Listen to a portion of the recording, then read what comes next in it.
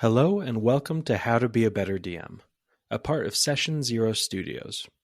My name is Tanner Wayland, and I'm going to help you learn how to have a great time playing and leading D&D as a DM, whether you're new to it or, it's all old hat.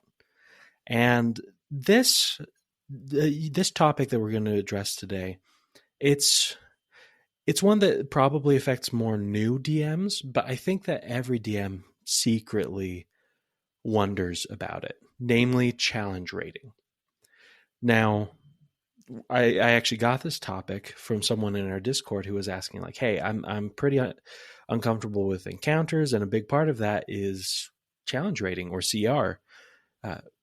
And for anyone who doesn't know, just as a very basic thing, each monster in a camp, in just D&D in general, especially if it's created by Wizards of the Coast and everything, typically they will have a challenge rating that could be like 1/4, could be 1, could be 5, whatever it is.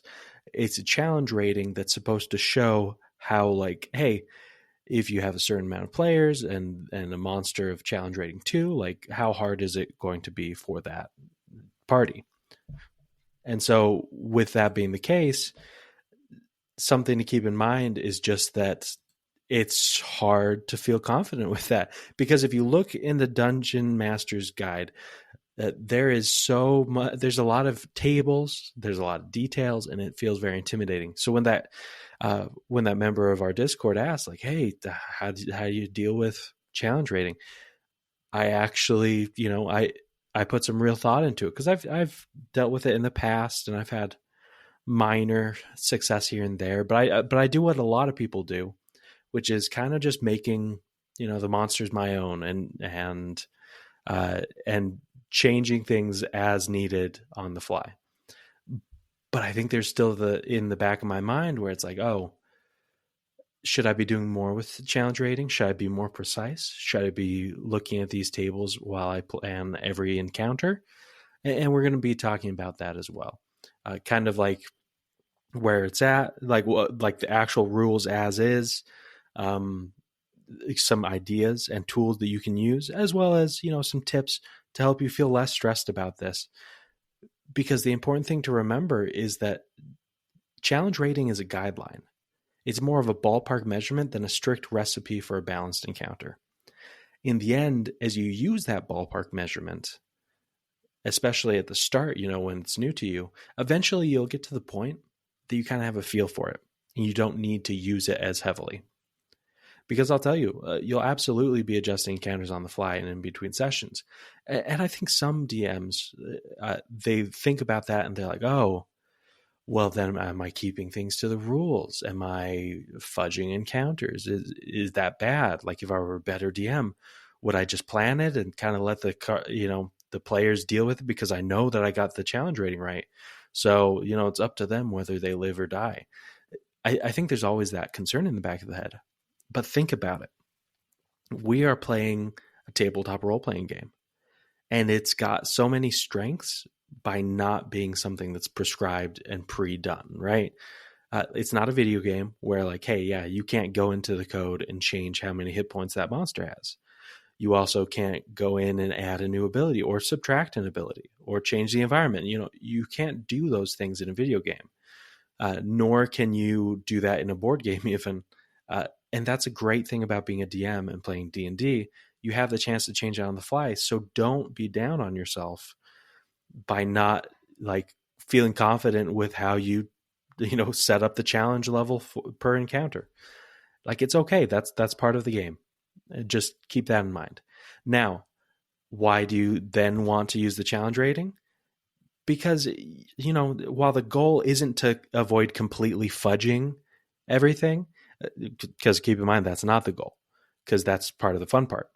The goal of being close with an appropriate challenge level is to make it so that you don't have to make as many adjustments, or the adjustments you're making are less like, oh gosh, the players are getting really just beaten the heck up. I need to do something about this. And it's more like, oh, you're slightly amping up the challenge, or you're adding a new factor. and you get to focus on the stuff that's more like interesting to making a good story. So with no further ado, let's kind of get into rules as written. First things first, when you open up the Dungeon Master's Guide, then you're going to see a few different tables in the section where it talks about challenge rating. First off, and this is where it gets very confusing for a lot of people, it has a table that's about XP threshold, per basic character level. Now, this is different from how a lot of people simplify it. For most people, they'll be like, okay, a challenge rating of 1 means that monster, if you have 4 level 1 characters, they can beat it. Like that's how most people simplified it. And that's like a medium level challenge, right? And the kind of the math goes up from there, where it's like, 4 level 2 characters can deal with a CR2 monster, and so on and so forth. But that's like rules as written in the book. That's not how they simplify it typically. What they do is they have like per character. I'll read out from the actual like table here. Character level 1, for if it's a 1 character who is level 1. If they fight a monster that's worth 25 XP points, then that's an easy challenge for them. Now, if the monster is 50, that's a little bit more, and it goes up from there to the point where like it gets much harder. and that's like an okay way to do it. Like it's not bad, because that also allows for different levels in the party, where you're like, I have 3 level 4s and 1 level 3. Okay, so then for like a medium challenge, it would be 375 XP points for those for 3 of them who are level 4. Add that up, and then I add at 225 XP for that 3rd level character, and that's how much allotment I have. Now, some other things to keep in mind along with that is that having more monsters, you're supposed to add a multiplier. So like if it's 1 monster, you just keep the XP amounts, the challenge rating as is. Now if there's 2 monsters, you time the XP of the monsters by 1.5, kind of just being like, they have 2 monsters, it means they get to act twice as often in the action economy. So you just times it so that you don't overwhelm the players by just being like, it's 1-to-1. No, it's not. And so that's something to keep in mind. And then, of course, if it's like 3 to 4 or more, then it's like, you 2 times it, and so on and so forth. You can find the table in that same section, but, it gets a little complicated. And that's also true if you're creating monsters. They have another table for creating monsters. I actually really like it personally. It's complicated, but it's nice as a ballpark, because, for example, a challenge rating of 1/8, which is like super weak.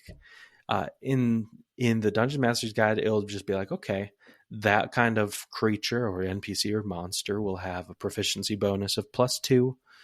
This will be their AC range. You kind of choose within that range, and that'll be, kind of it within that challenge level. Same for average HP, like their to hit bonus, things like that. So that's kind of helpful to keep in mind. Now, if you're like, okay, but what if I want to change it up?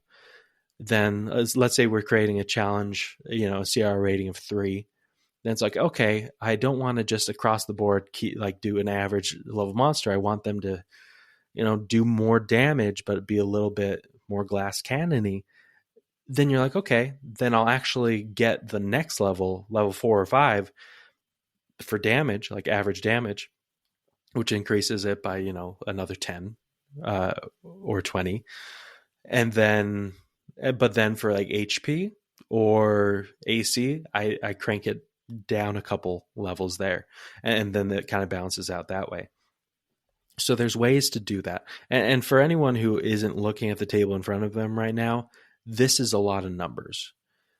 what I want to get across to you is it's okay to not like stick to these super well, or to not feel like you are super handling it, or that you've got a handle on it rather, because it's honestly, it's a great ballpark, and it oftentimes only works for specific parties, and it's and in specific levels. Like for example, a lot of people out there, when they're talking about challenge rating, there's kind of a consensus in the DM tips community, I guess you could call it, where like, hey, a challenge rating of 2, theoretically, if you have like 4 level 2 characters, it's fine. But there are some CR2 monsters who can one shot one of those people.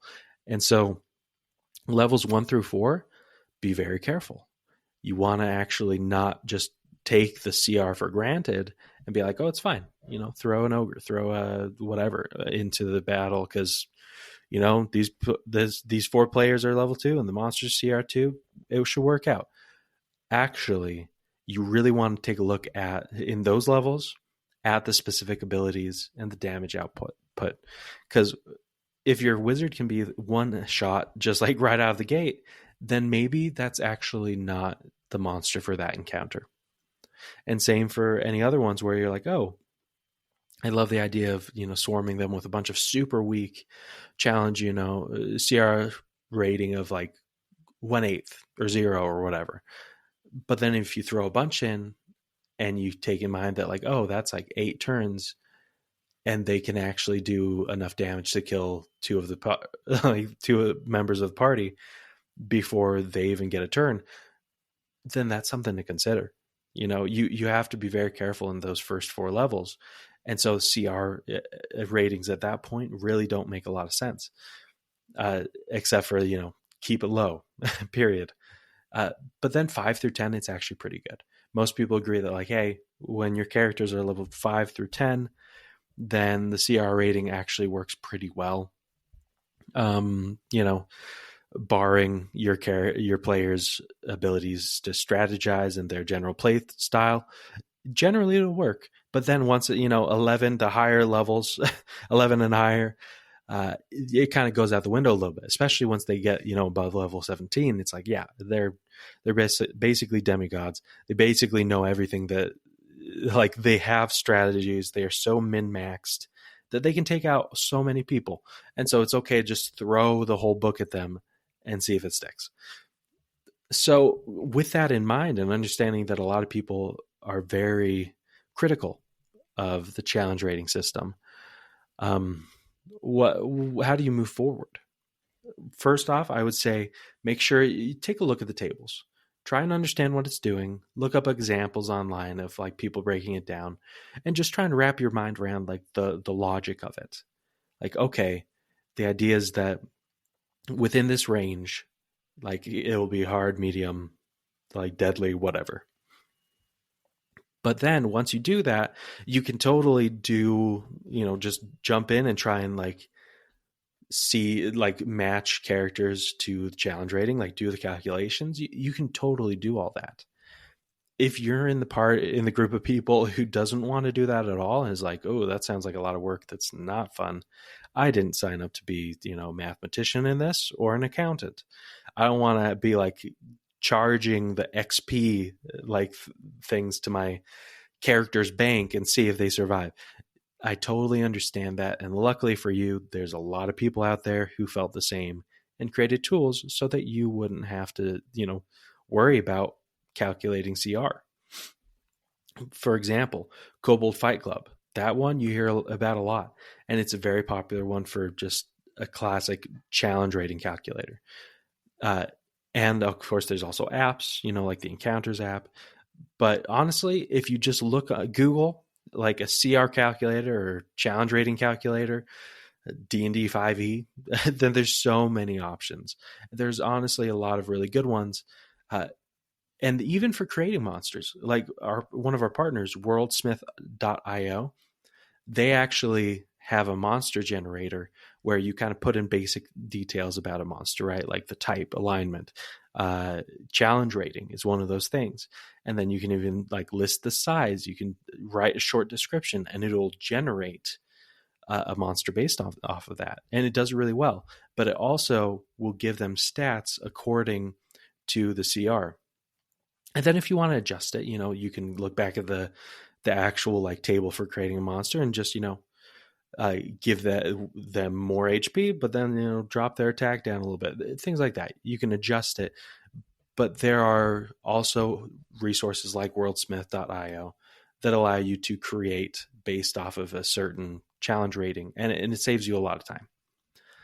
But, all that aside, whether you use the tables to actually just kind of calculate your way to a great encounter, or you use some of these tools to save you that effort so that you can spend more time, just planning other things, here are some tips that will help you approach challenge rating in general as we close out here.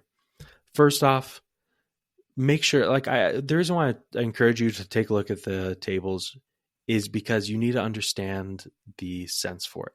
And if you use a calculator, try multiple pairings, right? Like add multiple monsters of different levels, kind of get a feel, because you need to start developing that sense for, this many monsters of this difficulty is something that my party can probably handle.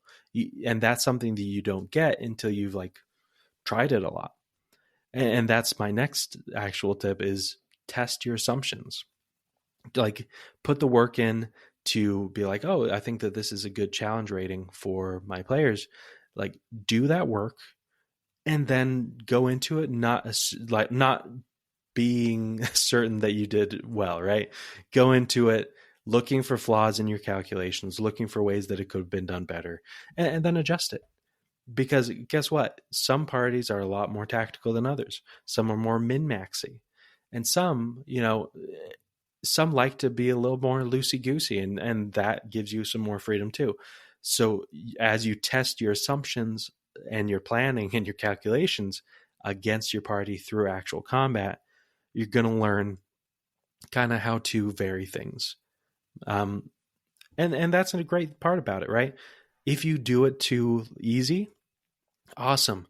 That means that your characters just had an easy encounter where they felt super powerful, right? They just wiped out all those dire wolves and you're like, oh, I thought that'd be harder. That's okay. But then, occasionally you'll do it a little bit too hard. You'll adjust it in the moment and your character and your players will sweat. And that's great. They need to feel both of those extremes. Now, when it comes to creating a counter, I would honestly recommend, because if you look at the tables, so many of them focus more on numbers, stats, AC, attack, damage, things like that. And that isn't necessarily the most fun, right? It's important, but it's not fun. What is fun are the specific abilities and unique traits of the monsters that you create and the encounters, right? Whether that's environmental, as in there's a trap or a specific goal that your party's trying to do. Or the monsters, they could just bash a bunch, right? Or they could actually, like a gelatinous cube, absorb one of the players. Oh, they can't get out, and suddenly the other ones have a time limit.